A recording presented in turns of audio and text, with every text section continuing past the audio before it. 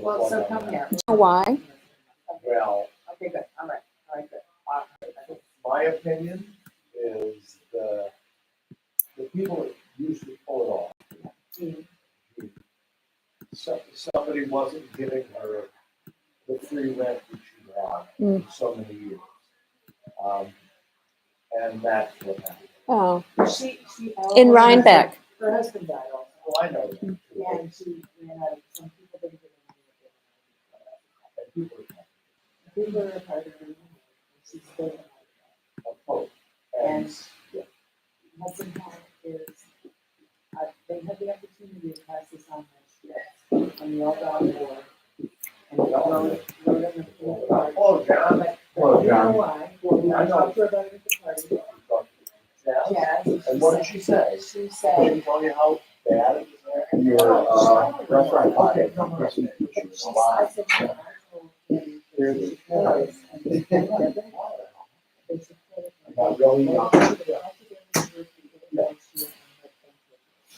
What would you say? Rob.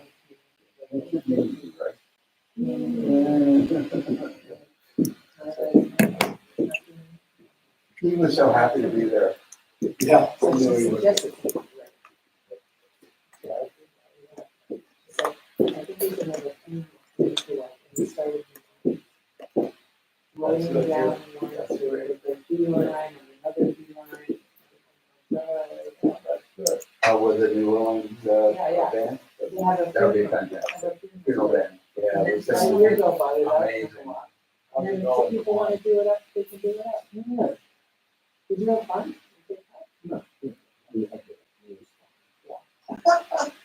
No one usually says that going to Cape Cod. They say it had amazing lobster and the sunset. What town was that?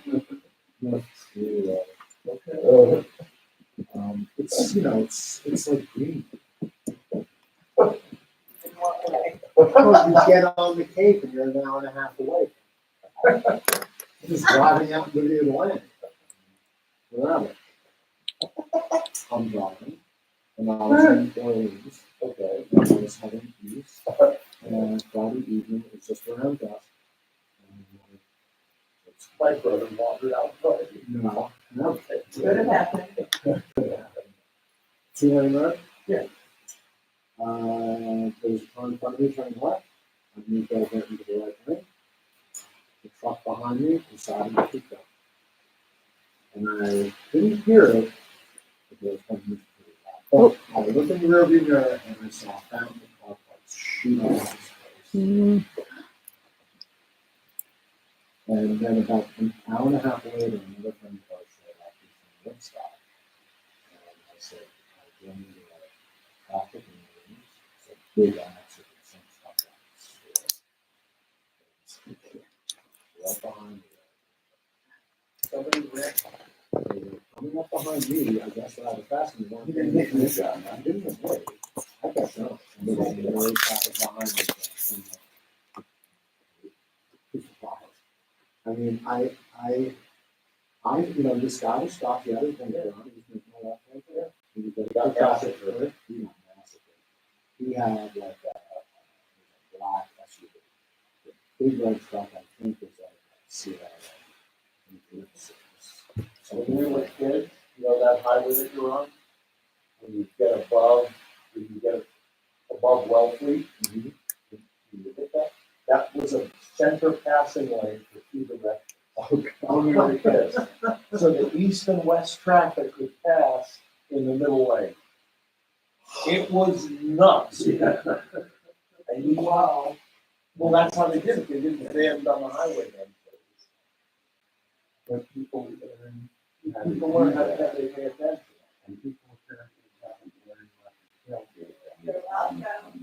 Like people learn how to pull over on the street.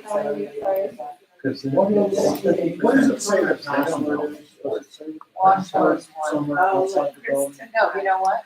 It's at my house. I was gonna, I told you that was Should gonna I happen. should I make you one? Yeah, I know, but Your name? Kristen. I Kristen, took your her name back. tag is on? No, she left it. I said, I'll get it back. I took it home. It's home. It's fine. she Wait, put what it in her passport? bag and I was like, that thing, that's gonna be in your bag 3 weeks from now. Don't we have more of them upstairs? No. What? I thought we had like. We don't have to- What, I don't know. I don't know. What are you talking about? He's- Name Her name tags? tag came home with me because we left it down. Oh. No, Yeah, someone said now about a she's- test word. Oh, wash nose one. And then one more shot, like,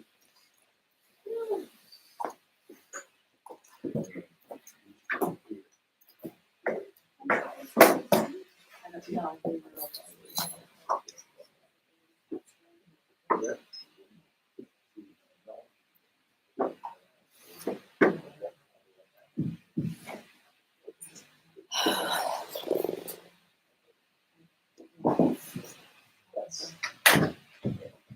Is it what? How are you? Is that? You see you. You see it. We're on mute. Oh, It should say under his name. I don't want to go up on the. Just close them to it here. On these. Sweet.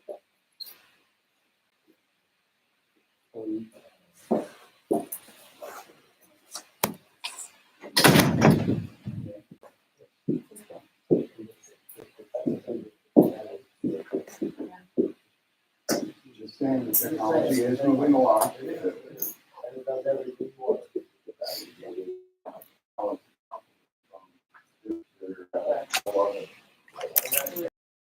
This happens to be made by Motorola. Other And, companies. I realize it's not a negative, it's a better one. But I was one of these people who lived on BlackBerry for years, and, I have a soft spot for Motorola, so I thought. Is that what it was? Mm-hmm. They're still in business? Is it acting for walkie-talkie as well? Did you get nervous when they all blew up? oh, yeah, By the way, Kristen, this is still a walkie-talkie. Wow. You press the red button and you can. I talk to really, someone it else. drives me a little crazy, like there's PayPal that you can put on your phone, but I don't pay for that, like walkie-talkie. I mean, you can use walkie-talkie all the time. An extra function. Yeah. Besides the camera. Can you sit on it? I do it all the time. I always put it in my back Good pocket. question. I can sit on it. I, Last guy who was in communication. I No, I don't sit on my phone.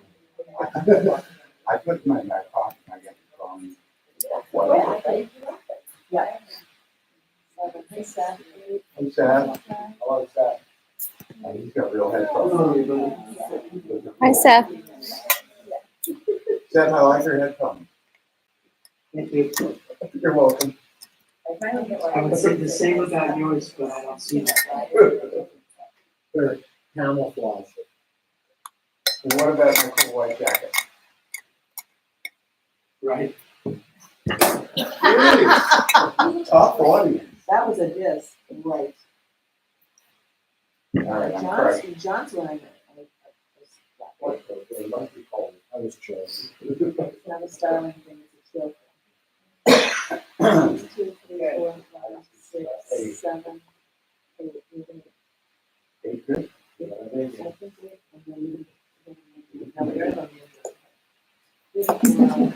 And he's not released, so.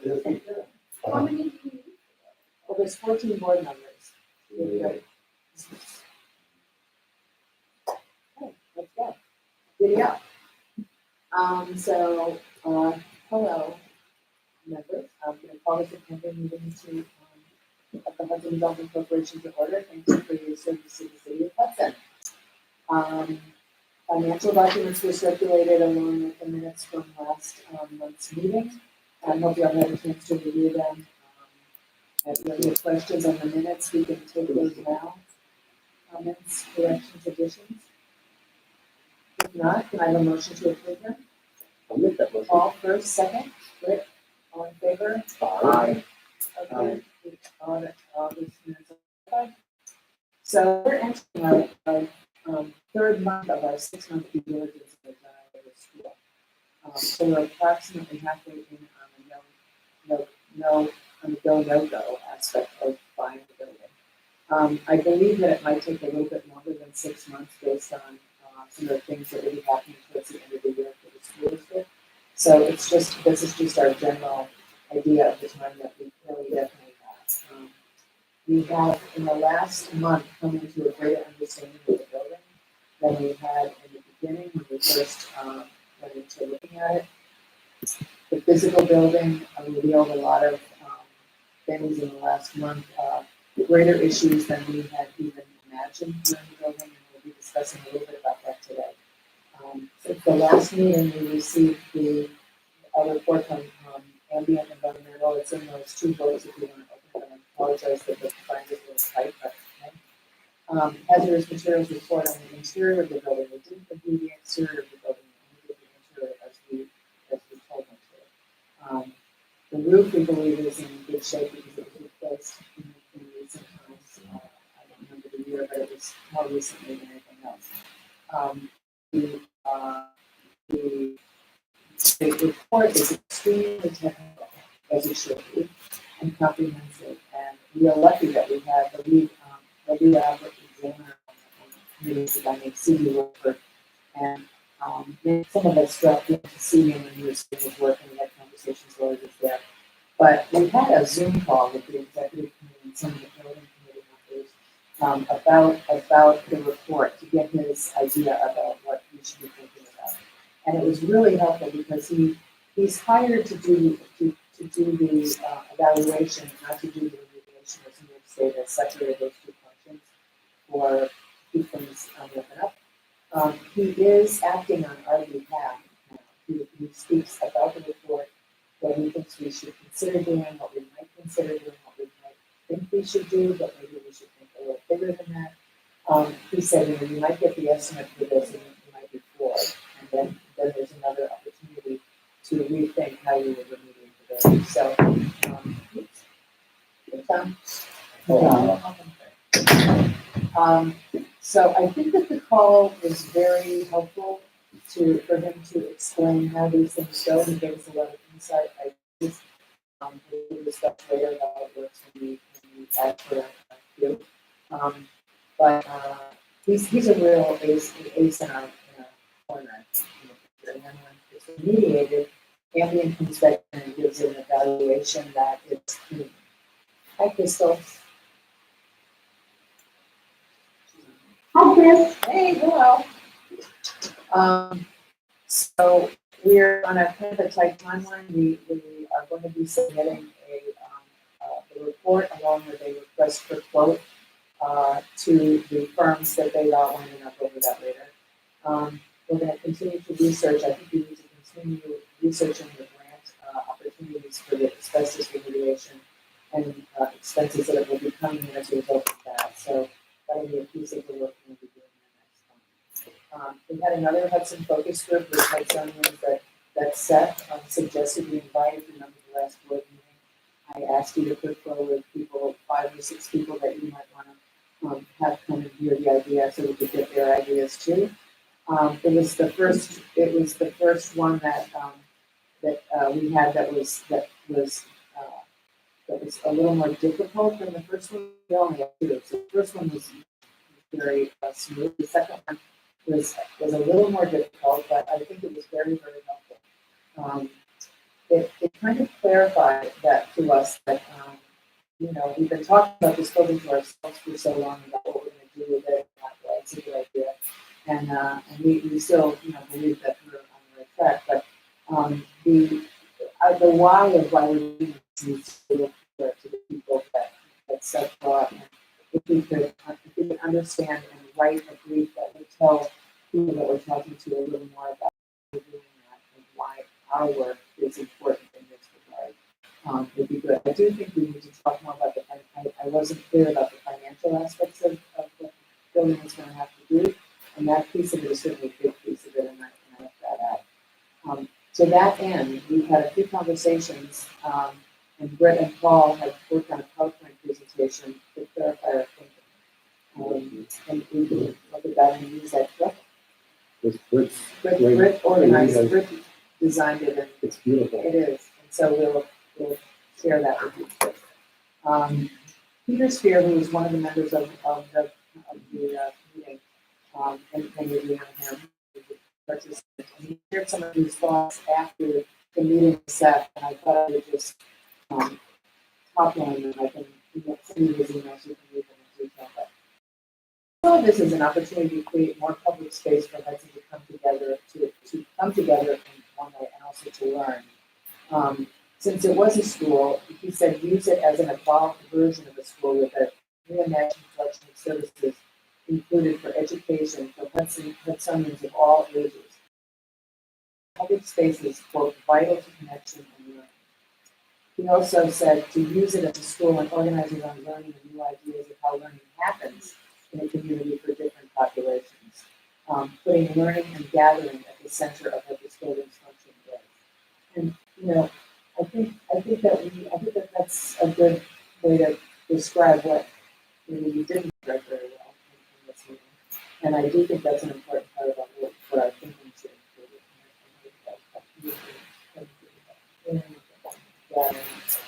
I think that all the way through the process, it's going to be a balancing act, because there are genuinely different views in the community. I thought Peter's way of defining the idea as education and all its ingredients was a very smart one. I still think that there's a way of defining it in terms of a community opportunity center with a focus on jobs, women, skilling, and so on. And it doesn't match that much, but you need to start our language and keep on talking. Yeah. But please definitely. And that's one of my favorite ones as well. Is he also feels the parking lot should be more park than parking. But I do think Misunderestimating the use of transportation if we do all this good stuff with buses and other vehicles. But I do think, thank you, Seth, for having these people. Linda Musman came and she was very helpful also and had some interesting things to say afterwards and on the side. And the two, Stephanie and Monceau from Fingerstick brought two youth department working young adults who had some really interesting things to say. The male person who went to Johnny Edwards said that it's the best gym in all of the schools in Hudson and that he looks forward to having that back on for the youth center. And we talked about in daycare that it would be probably a function of the daycare component that there would be some training about how to become a daycare worker and how to be skilled at daycare, providing daycare. And the young woman, that's something she really wanted to pursue, so she spoke that in favor of that. They also talked about some things for young people to do that were not having to do with going out. Some activities that got in place for young people to gather. So that's also in the notes from you. Steph, anything you want to add to that? Yeah, there's just one thing. Can you hear me okay? Yeah. Great. Linda Musman did follow up with me in an extensive email. The one point I wanted to bring out, which I thought was very apt. Oh my God, it just went out of my mind. I'm sorry. You have a head cold or something. Yeah, like a bronchitis or something. Oh. But wait a minute, what were we just saying? Linda Musman followed up and she had something to say Yeah. that had to do with the arts. The arts. What to do with the arts? No, well, no, it wasn't that. I'm guessing. It was. Can you let me just look at Yeah, well, you pipe in when you're ready. Okay? So, yeah, I'm gonna just find so, it. so Yeah.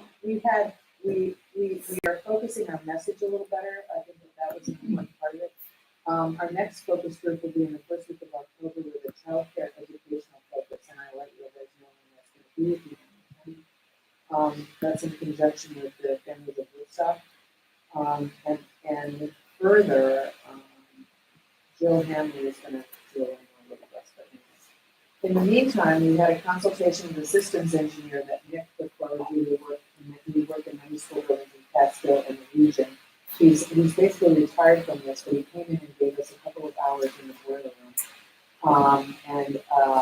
We unearthed many concerns relating to the equipment that's been there, and it's been there a long time, it's not, certainly it's not new equipment. But, it was turned off in 2019 or 2020, they don't remember exactly when they turned it off. And they also took part of the front of the boiler, the firing part, away and reused it in another building.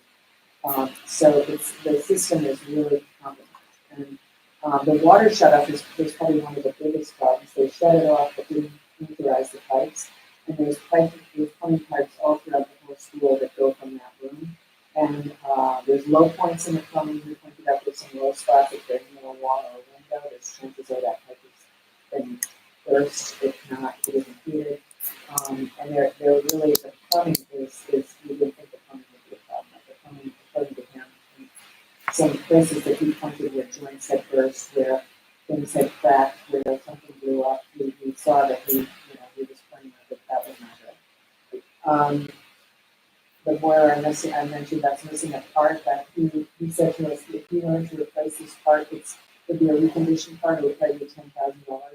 You could put it on and then turn it on and then it might be more powerful than the rest of the boiler could handle, and that might be $10,000 out of luck. His recommendation was that we referred us to a guy named Kurt Rosalie of Quantum Engineering in Sulphur, who does this kind of project. He's worked on big projects, not so much houses, but he also worked on a lot of architecturally significant properties, including Monticello and other historic properties on this way.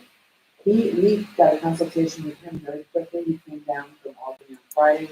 We spent 2 hours walking the building, the complete building, looking up into the ceiling on each floor where there's tiles missing, where you could see what was going on.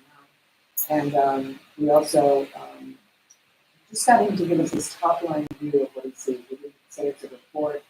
And his feeling was that the conditions were system and the boiler room and the plumbing would really need to be modernized. They would need to do a rethink of how the building runs, what its engine is. Electricity, he said, that looks to me like that's probably okay, although that whole big old switchboard that keeps speaking about this, it would need to be revised. We did discover there's 2 transformers which bring the electric into the building that are in the building, and they're really rounding transformers.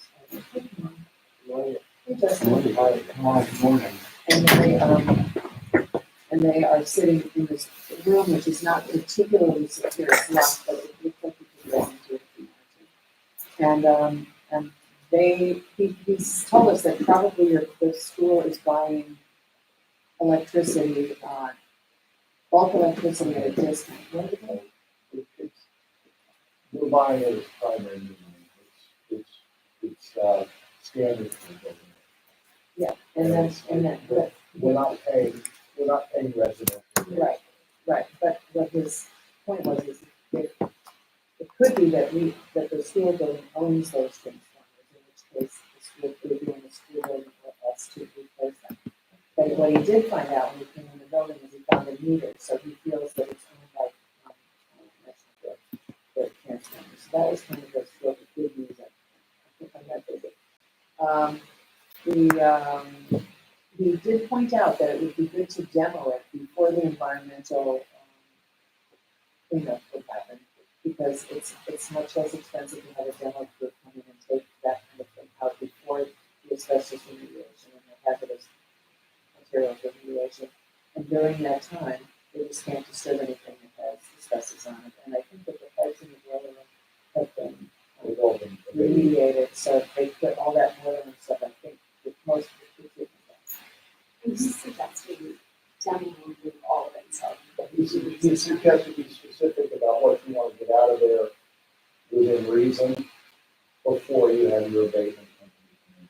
So yes, the boiler system, a number of the maintained. He did suggest that we consider keeping a lot of the ductwork that we see in the bomb shelter. Right. They have to be cleaned, but that's understandable, and it could perhaps be repurposed, because a lot of what's going to go on is going to be rooftop units that are going to be fed through those ducts. So he meant that is possible more sustainable upgrades? Yes. Or So this is without. Well, he can't really do anything, he's gonna give us a proposal. The proposal will be based once you email in the drawings that are currently digitized at the engineer's office and at Chip. Yeah. That's- It has to be, it has to be a company building. It's 20 years. Yeah, it's just gonna assess on if you suggested you could place in mind, or if you said. In fact, he said this is no time anymore. This kind don't exist. It's essentially every room is controlled by a vacuum. So it's, Little tiny pipes. and they're all shot. Everything, there's no way of controlling this effectively any longer. And it worked. And when it worked up until 5 years ago, but it's not working. It's not going to work again. It's huge infrastructure. Yes, it is. So, and the last thing in this area of discovery that we found, we knew this, but we talked about it more. There's a very large underground oil tank which hasn't been used since the systems were turned off. We noticed in the boiler room with this giant thing that there was, when ambient came in, they noticed there was a slight oil drip. And they said that the inspector called me at home and said, I think someone needs to remediate that immediately. Because if there's an oil leak, then you are, in fact, then you have to report it to the DEC, and then you have a toxin on your site in perpetuity. So the facilities guy said he took care of it, and when we were down in there again, we noticed that there was more leakage. And the thing that's containing it is a little tiny vessel, it's not big enough. So we're working with them to make something happen with that, because that can't be, there's more kitty litter around where the oil was leaking, so somebody was keeping it up. We need to create a working pro forma for the building. This is an important part of our next work going forward to do this open conversation consultants at general and a business advisor that Michael Rank put forward to me Ryan's lead of business opportunities consulting. He has had a business in Kinderhook for 20 years, and he started a business that had 100 employees at Kinderhook, even in the post office. And for the last 20 years, he's been consulting with businesses in the area and in Albany about marketing plans, startups, performance, grant writing. He's pretty much like really well thought out consultant. And the Columbia Economic Development Corp is willing to fund 10 hours of our work with him. So that's a very nice thing for them to do. So we'll talk about that. Any questions on any of that building stuff? If not, I'm gonna ask Phil to give us the September financial report. Thanks, Randy. Well, does anyone want paper copies? I brought them and I printed them and we don't need them. So, Ken, do you have stuff on that? Yeah. Which, Could you go to the statement of activity page and then we'll come to 2025 and Paris is looking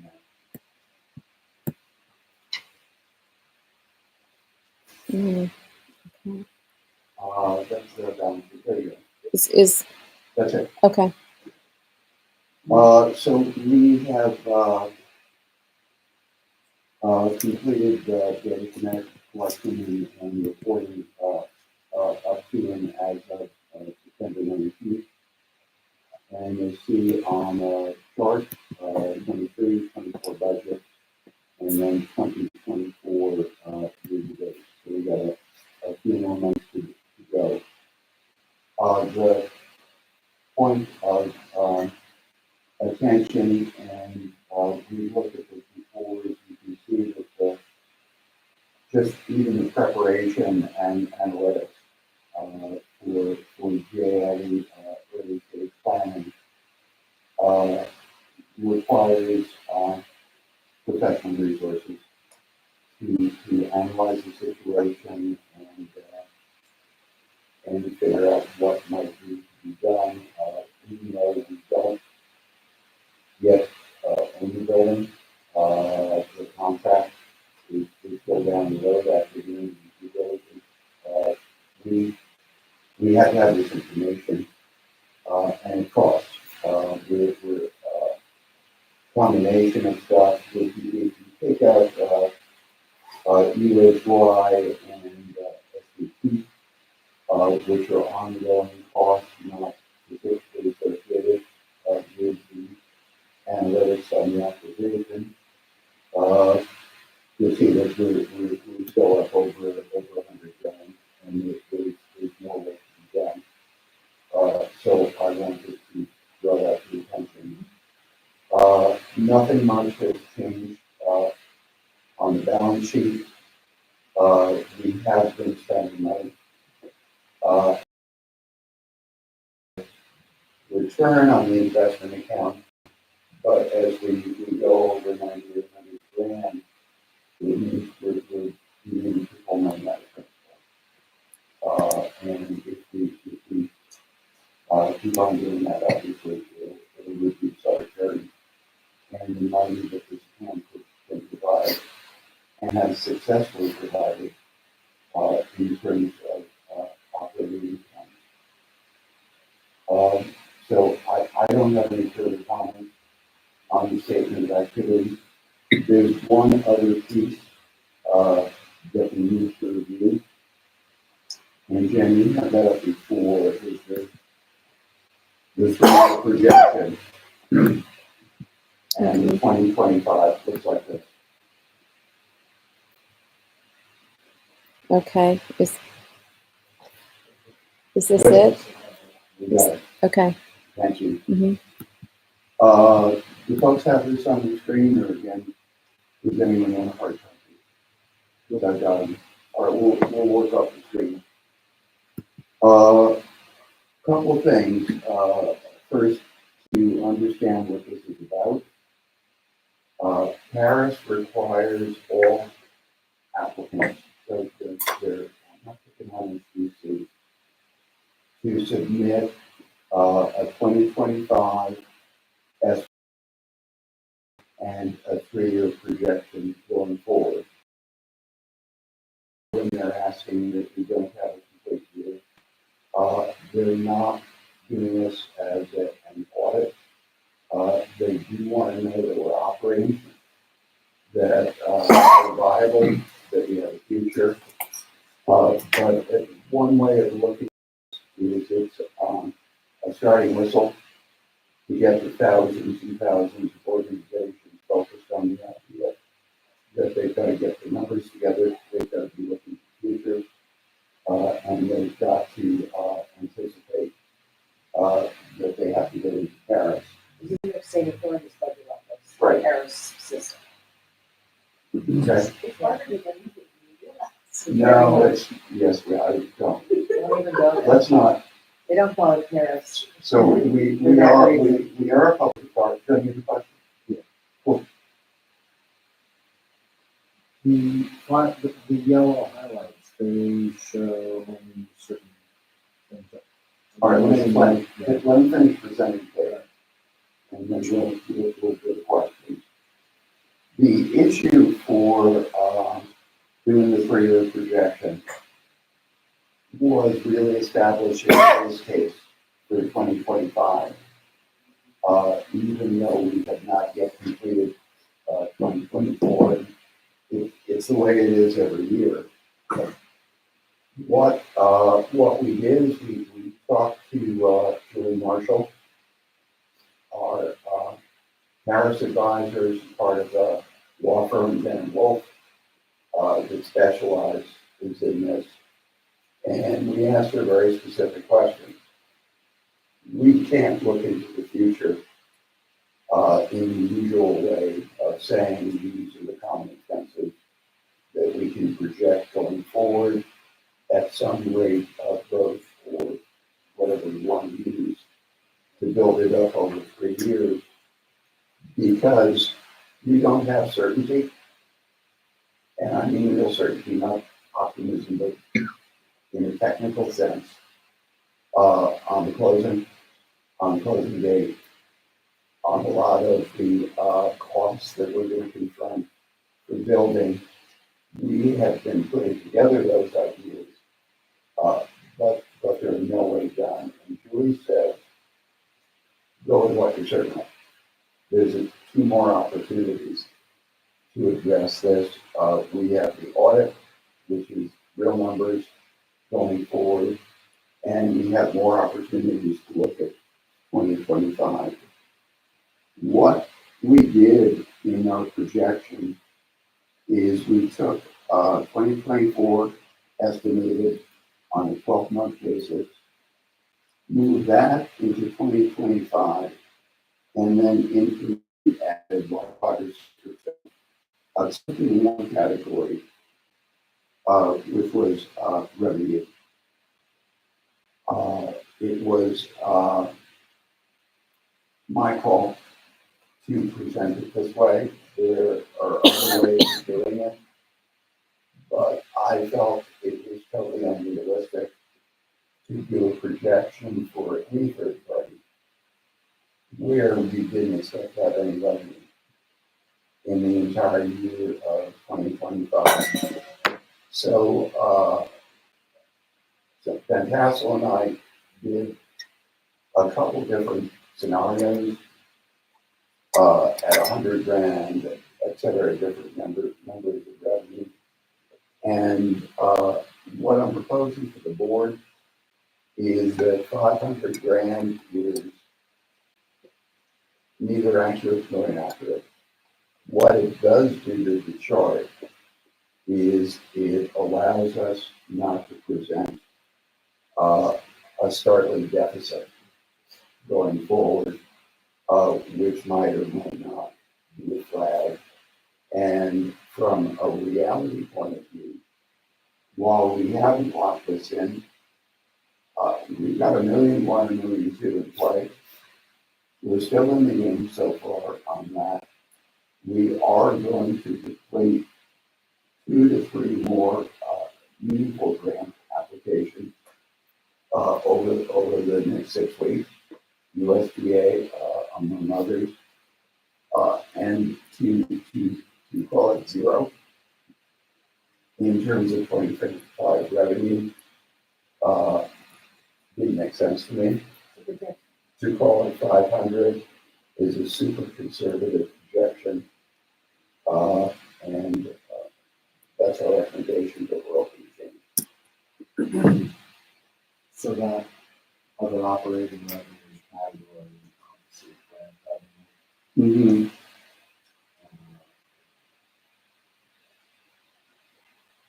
So that also represents additional borrowing that we're going to do. It doesn't make any attempt to get that sophisticated. All I was trying to do is that we as an organization don't believe we're heading into a zero revenue year, irregardless of reality.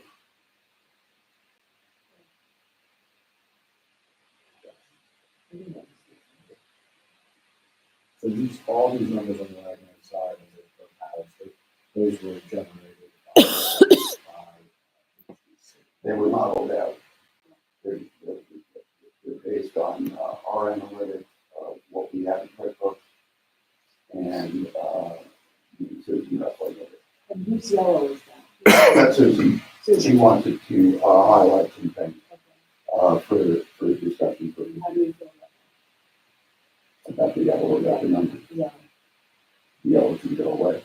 I just wanted to report to the number. That's not the way it's going to go for. It's also not going to say, not sure this is what you wanted. We'll get rid of that too. That's what I'm asking about. Sorry. What I need from you all, if I may call you all, is 2 approvals today. The year-to-date 2024, which is the other pages that Jen put up, and the budget line on this chart for 2025 as having been reviewed by the board as the base platform for the budget. So you have to do this separately. Yes, I need a motion on both. Do you have a motion? Okay, Bill, Paul, second, Rick, all in favor? That's for the HDC current monthly budget, year-to-date 2024. I'd like to make a motion on the projected budget for for Paris 2025. I make a motion. Second, Yeah. all in favor? Aye. Any opposed? Thank you so much. It's helpful a lot.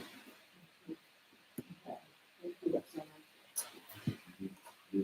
much. So with that, we'll go on to old business. The environmental report, as I said, it's in those two folders of binders here, if you want to look at it.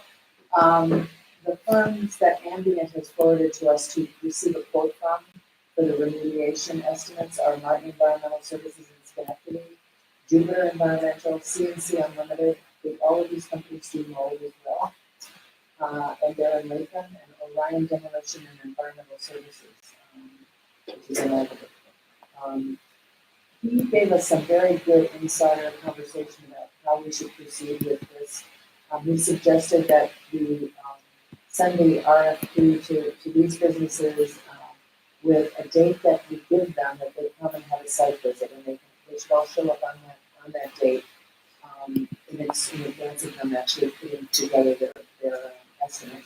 They come to the building and review it in person, so this has a particularly strong impact on how everyone's working on it. He said everyone hears everyone's questions in public in front of each other, and then so they all walk away with the same information rather than you answering piecemeal to each different company and they interpret it differently. So we're going to do that. I'm scheduling a site visit. I'd like to get this request for proposal up by Wednesday or Thursday, and then have a site visit on Monday, October 7th, with the quote due on Friday, October 18th.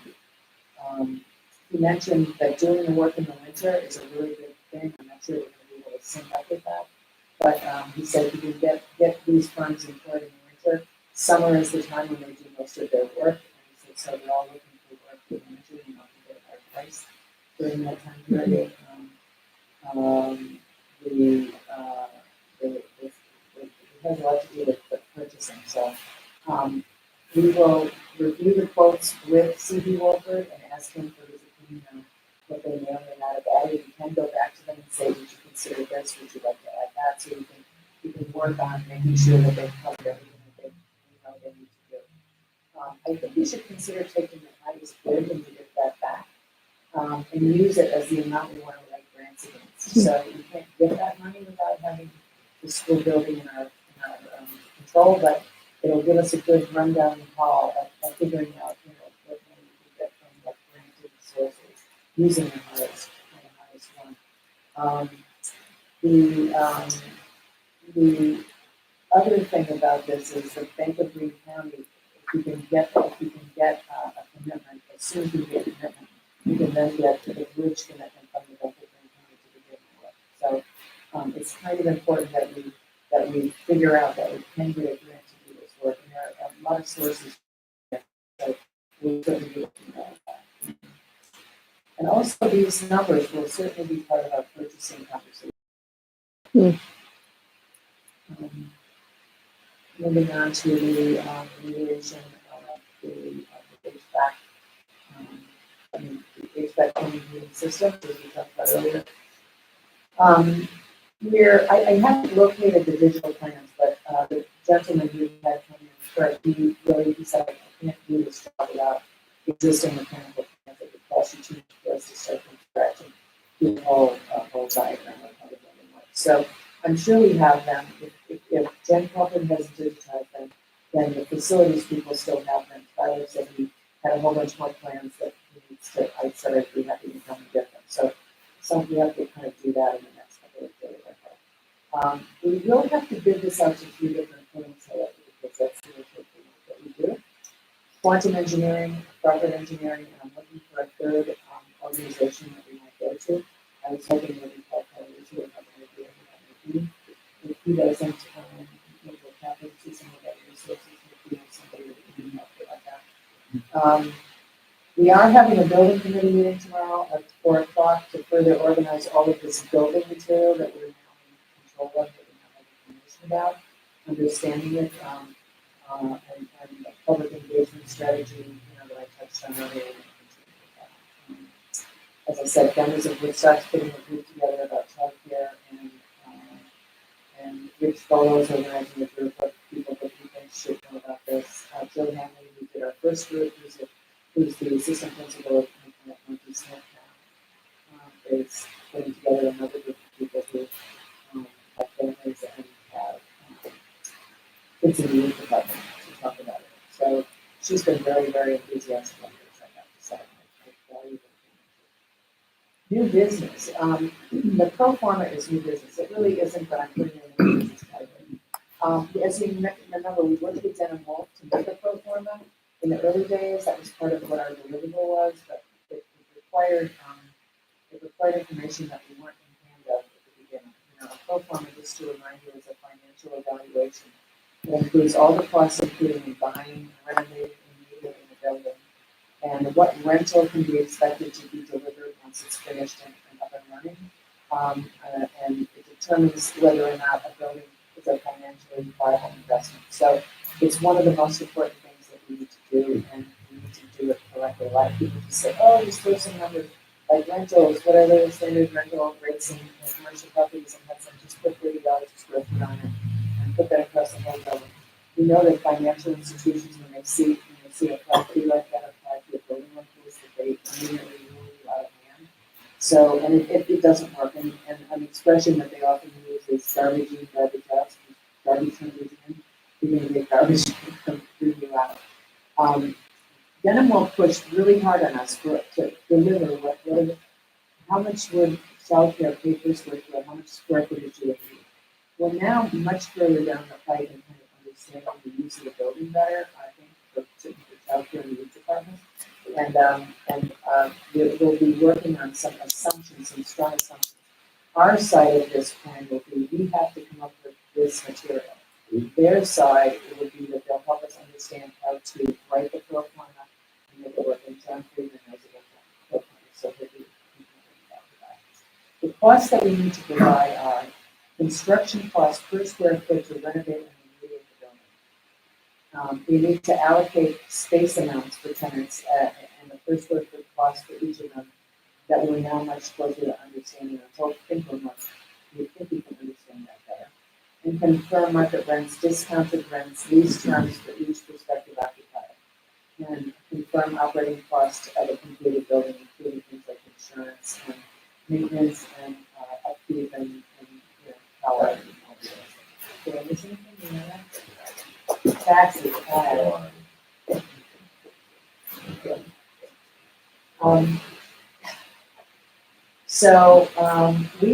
I've had two conversations. Martha put forward with this gentleman Burns this week, and CEDC is offered to pay for 10 hours of his time to get us going with that.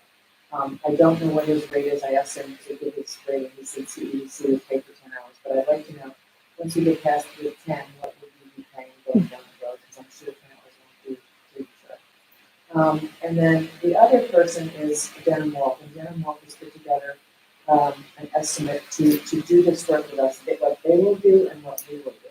And I should have passed this up. I'll pass this over. The executive committee would like to have a conversation with them before we ask you to commit to execute one of these things. Their cost, their complete financial analysis of general revenue school building for 12 weeks, they estimate is $30,000, which is $15,000 less than they charged us in the last year. What they will do is they'll create a tentative space program allocating every square foot of the building to a tenant. They'll confirm market rents, discounted rents, and lease terms for each. They will confirm operating costs of the completed building, incorporate the above information along with the information provided by us in our work below, and they will review a complete pro forma model draft with our board, making edits and noting key outputs, capital gaps, operating expenses, gaps. We will be committed to deliver some key pieces of this, of building this. One is to continue to speak to the city and gain some idea whether or not the city would be intend to or interested in considering moving into these properties as part of the plan, and then engage in architecture through the tentative space program and annotate floor documents. We're already pretty far into some of these things. engage a cost estimator to calculate the full cost of demolition remediation. Based on what and then a second task would be the $10,000 for buildings would be to facilitate introduction to financing coverage. This was a key piece of what we hoped they would be doing for us. So the second piece is that they can't do that without a full form, so that's why they're still having. And so we'll have a conversation. This is an opportunity to think about the way people will do for the first part and get more of the foundation. Well, I mean, it's hard to turn down. Well, they're gonna want, yeah, we need to do that. They're not gonna want to go out and grab numbers and get them going back to them. They do definitely, it's got to be way, there must be best practices in all of it. I don't know, it's very tough. Anyway, I mean, it's very tough to look at. But We're gonna be doing a lot of heavy lifting and providing them with information, so perhaps on the back end of the program. Well, I do think what they clarified was is that what we moved it for, and what we were. But I think we needed to, now that we know more about the building, which we do, we thought we could just move into the building and the classrooms and we could teach classes in those rooms and, we could remediate it, but it turns out that all the walls, the ceilings, the floors are all asbestos. So, we could remediate a little bit in one room, but if you take the ceiling down, the walls come down, it's all so connected. And even if you didn't remediate one room, because people just have an office in there, they hang a picture up into the asbestos wallboard, they're in violation. And they're not going to have an office that that's the case. The school board has, and the SCD does, the school board has had the ability to clean up certain things that happen within the building, but they have to do it according to the baggage, masks, gloves, air control, and I don't see that happening every single next 5 years every office that we do. So we're looking at a really substantial remediation. Now that we know that, the building, everybody knows that. If we don't do this, everyone else comes in, they're gonna find that it's the same situation. And so, now that we know this, we have the means to think hard about removing the financing or and grant money to cover it and making it a viable building, which is such an important building. Anyway, so what we're gonna have to have better construction costs, better demolition costs. We have to really be real about that. We have to perform for it. and on the income side, the rental, and that's not, if it were only so simple, if this were a monolithic project with just one type of entity coming in, then we could do a calculation. But we're looking not only at different kinds of not-for-profit, government entities, private entities, maybe individual entrepreneurs, and a public feeling that if this is going to be a public space as well, and it is that how much of that is free? You got to do that. So I'm just saying there's so much better off now. That numbers. But some tough decisions. I mean, for instance, on the daycare, what he said to me on the call, if I'm in the daycare space, if you assign $25 to the kid, Right. he said, they might say, oh, you can only pay like 17, and so you have a shortfall there. And you figure out how to fund the shortfall. And that's, or you adjust it down to it, but you pay it. There's a project going on in Orlando, New York, with the Eastfield High School, and they're doing a very similar project on the 1956 school building, and they've made quite some inroads. They've gotten $300,000 from regional economic development, $500,000 from the school in New York, $100,000 from the dormitory authority of New York, and $100,000 from the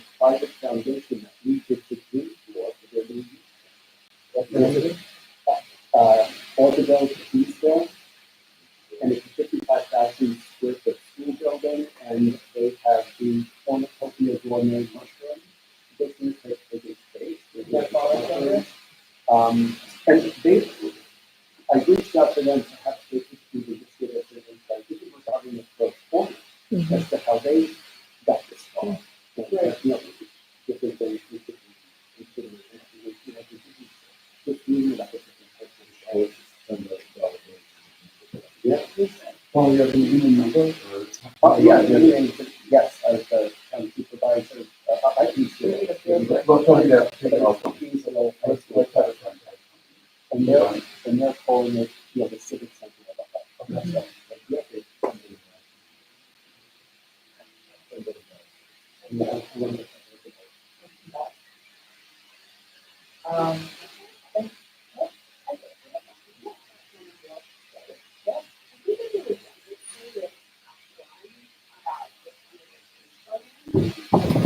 That is really limited and then another one of our classes to have the architect do it. So I think for $30,000, like, could we take that task out of it for like really get a little fee from them? It's just going to be some more professional, layout anyway, and we have to do something. Then we've done all the work for it. I would ask them to do it.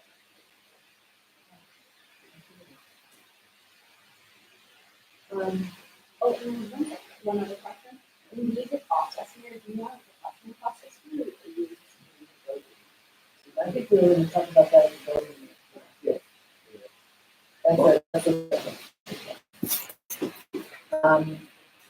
Chris, can I ask you a question? I'm just saying in terms of scope.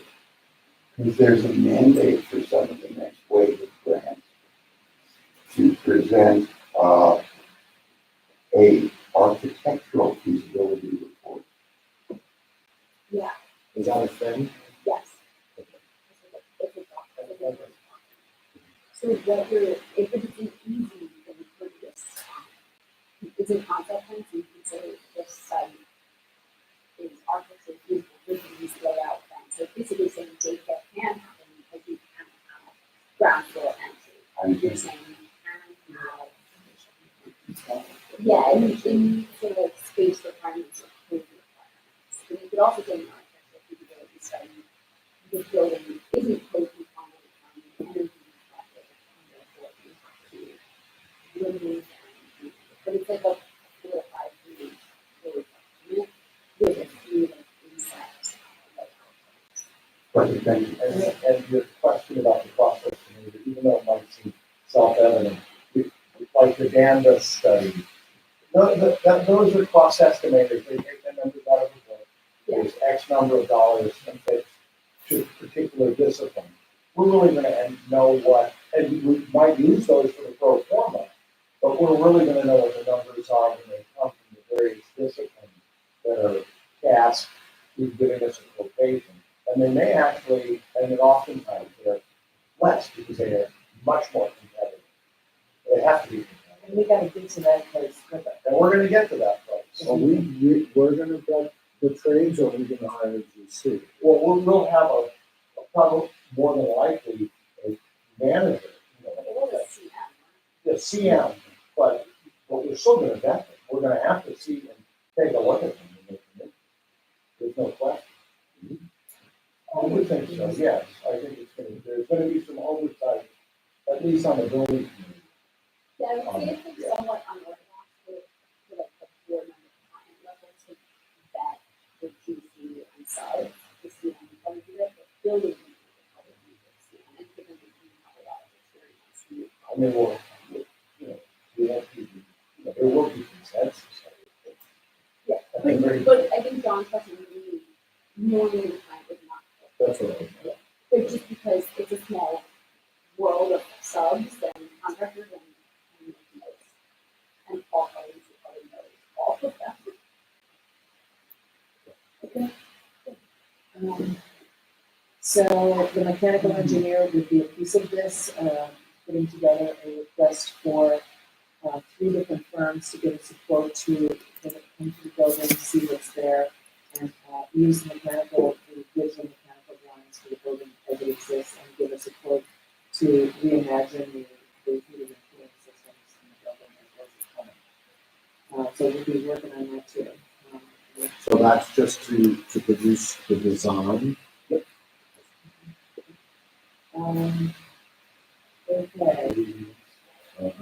I just wanted to. Yeah. A couple of, Seth, did you think of what you wanted to say before? Or did you say nothing? I found what I was looking for. Okay, you wanna share that? Yes, so Linda Mussman made a good point, I think, just in general, and obviously applying to our project here. She wrote, there are many programs for youth here in Hudson and all serving similar populations. To study the crossovers and populations that these all serve would be a useful exercise in order to truly understand the youth's needs in our community. I mean, it's almost like too obvious, Yeah. but, and I'm not sure it's our job to do that, but it's at least something to keep in mind. And I think she's right. I think there are a number of organizations. And I mean, maybe this has already been done, and maybe the things we're thinking of, we know are not being provided. But maybe not. Anyway, that's just Okay. something that she. That's good. Operation United is made a few other organizations, so I haven't strung them all together in one string, but has something to All the youth organizations think that. Yeah. But you don't need to bring it back. Okay. What's it called again? Host Alice Green Farm. Yeah. Okay, when do you, They meet, I believe, monthly. okay. Can you shoot when they do, so we get tap into them and Yeah. give them a shot? Okay, we I do mean, that. for that very reason, to make Yeah. sure they don't duplicate. Yeah. That's good, right? Okay, good. That's a good point. Thank you. So I'll look for that. That's great. It's not on the agenda, but it came up to me through, just reviewing where we are in the year and getting ready for the end of the year. And, we really need to address board terms. 8 members of our board have terms expiring this coming March, including the entire executive committee and some other people. We got off track about, I would say, I don't know when it happened, but when half the board resigned a few years back. New board members were brought on and they were given the term lengths of the people who had resigned. So eventually, everyone ended up in sync with expiration dates. Same basic month even, because of the month that it happened, the same month. I don't know how to undo that, but, we have, we definitely need to add new members to our board, and we have a few people in the pipeline that have raised their hand that would be interested in joining the board, of talking about joining, just waiting and pursuing those. Our bylaws state that, we serve 2 3-year terms with the exception of the ex officio members of the board. We serve 2 3-year terms, and then step off. This is a problem, I think, now more than it was in the past, in that we don't have an executive director and we have a working board. This is a really seriously working board. We're also embarking on one of the biggest projects HDC has undertaken, I believe, in one of the most wonderful and exciting but difficult projects that the city has seen. I would like to propose that we work on both of these board health issues and, really focus on trying to add a few new board members before the end of the year. And also, with diverse skill sets that can kind of play into what we're working on now. Of course, anyone can apply. It's on our website. There's a form you can fill out and consider your application. But we also should consider revising our bylaws in some way to include another way that this bench strength, which, we can't have people coming on and then have a whole half of the board disappear again, because that was a fatal blow for about a year. can't afford that right now. So maybe we could find a way to review the bylaws. We reviewed the bylaws last time. Did you want to do that? Yeah, maybe we could do that. Maybe we could amend them. Yes, we can. It Okay, is possible to amend so that, some, you can rescribe it, yes, yeah. we need to do that. Okay, that's very good. Any questions about that or ideas about that?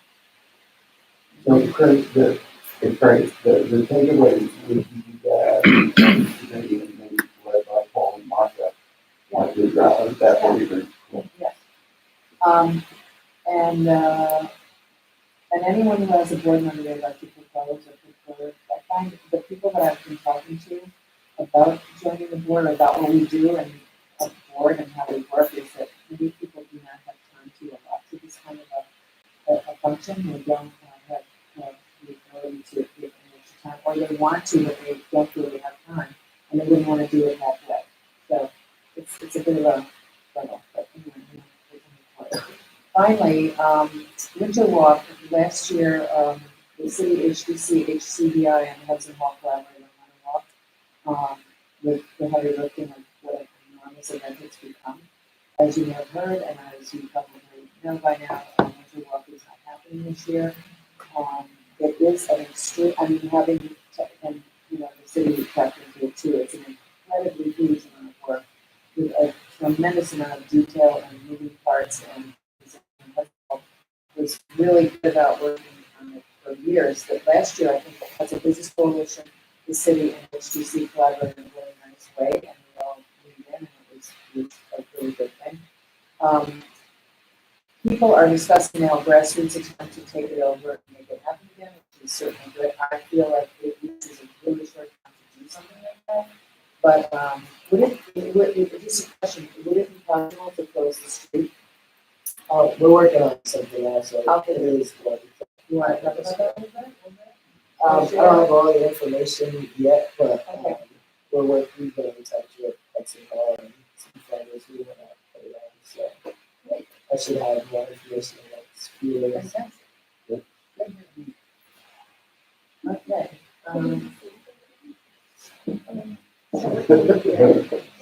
What did you ask him? You guys are working on the pier. Oh, yeah. I guess the Santas are gonna remain the same in Hudson Hall.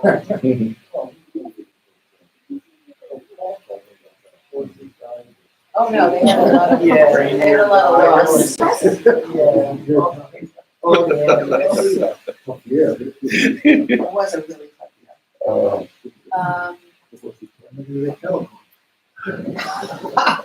Okay, so last but not least, our September roundtable did not happen due to problems with getting a speaker to step forward.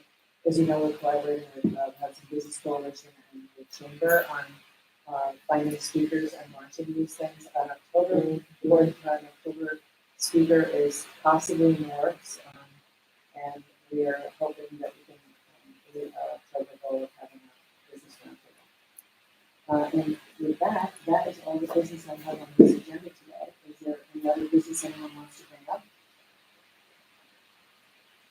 Anyway, okay, thank you all for your service, and you have a motion to adjourn? All makes a motion, second. All in favor? Aye. Any opposed? So the next meeting will be October 28th. Unless there's a meeting. 103. I'm sorry. That was it. Wait, you guys. No, it's, Too bad you don't get it. Fast to go. Too bad they don't get it. Thank you. Okay, good job. Thanks, Kamal. Keep us posted on Wonder Walk. I will.